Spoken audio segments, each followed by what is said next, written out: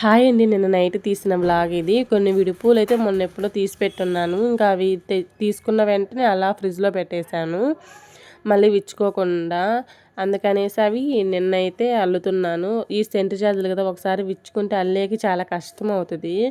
పూలు అల్లేసరికి ఇల్లు చూడండి ఎలా ఉందో. ఇంకా మార్నింగ్ అయితే పనసకాయ కోస్తా వీడియో తీసుకుంటా, ఇల్లు పెద్దగా పట్టించుకోలేదు. ఇంకా మళ్ళీ ఆఫ్టర్నూన్ వచ్చేసి మొన్న రిలయన్స్కి వెళ్ళున్నాను, కొన్ని సామాన్లు తీసుకొని వచ్చే వ్లాగ్ తీసుకుంటా. అది కూడా అలా వదిలేసాను అనమాట. ఇల్లు 2 వ్లాగ్స్ లాంగ్ వీడియో తీయాలంటే ఖచ్చితంగా ఇల్లు కొంచెం వదిలేయాలి. ఇంక పిల్లలు ఉన్న ఇల్లు కదా, మనం ఉన్నప్పుడు అయితే నీట్గా ఉంటుంది. పిల్లలు ఉన్నప్పుడు కొంచెం బిజీగా అలా చేస్తారు వాళ్ళు. నేనైతే ఫస్ట్ అంట్లు అయితే తోమేశాను. అంట్లు తోమేసి స్టవ్ తుడిచేసి ఇంకా స్టవ్ చుట్టూ నీట్గా అయితే క్లీన్ చేసి పెట్టేసి, ఆ తర్వాత అయితే హాల్లో సోఫా దగ్గర అయితే అన్నీ క్లీన్ చేస్తున్నాను. వాటి కవర్ల మీద ఇంకా అంతా దుమ్ముగా ఉంటుంది. ఇంకా స్నాక్స్ తింటా అవి అని ఇవన్నీ ఏవో వేసున్నది వాటి మీద. ఇంకా అవన్నీ ఒక్కొక్క కవర్ తీసి ఇదిలించుకుంటా క్లీన్ చేసుకుంటా వస్తున్నాను. ఇంకా ఒకసారి అయితే మొత్తము చేంజ్ చేయాలి, ఒకసారి డీప్ క్లీన్కి అయితే చెయ్యాలి. వీటి కవర్లన్నీ వాషింగ్ మిషన్కి వేద్దామని అంటే ఇవేమో వైట్గా ఉన్నాయి.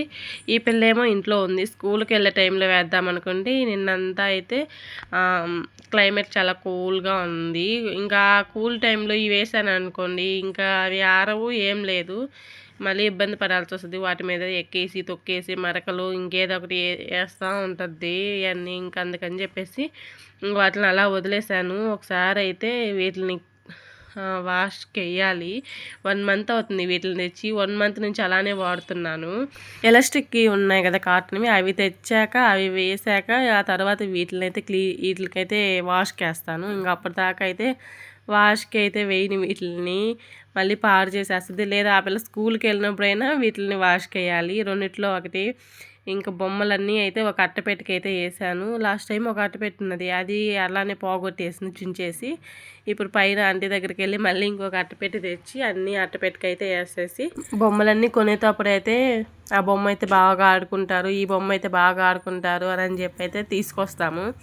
తీరా అవి తీసుకొచ్చాక కొద్ది రోజులు పోయాక మనకి టార్చరు. ఫస్ట్ కొద్ది రోజులు బాగానే ఉంటుంది. అందుకే ఇప్పుడు ఏస్తో కొంచెం కష్టము. వాటిని ఎలా అంటే వాళ్ళే ఎగజల్లేసి అలా ఎలా చేస్తూ ఉంటారు. దేని కింద ఏది వేస్తారో కూడా తెలీదు. ఇంకా వాటన్నిటిని సర్దేసి పైన అయితే పెట్టేశాను.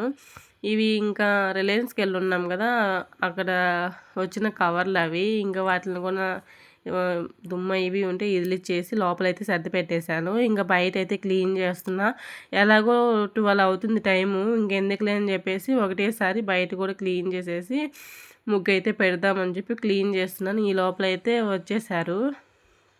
మూవీకి వెళ్ళండి, పెద్ద మూవీకి వెళ్ళున్నారు వాళ్ళ బ్యాంక్ మేనేజర్తో. ఇంకా వచ్చేటప్పుడు అయితే మామిడి చెట్టు, ఇంటి పక్కనే ఒక మామిడి చెట్టు ఉంది. అది అసలు ఏం కాయ అనేది తెలీదు.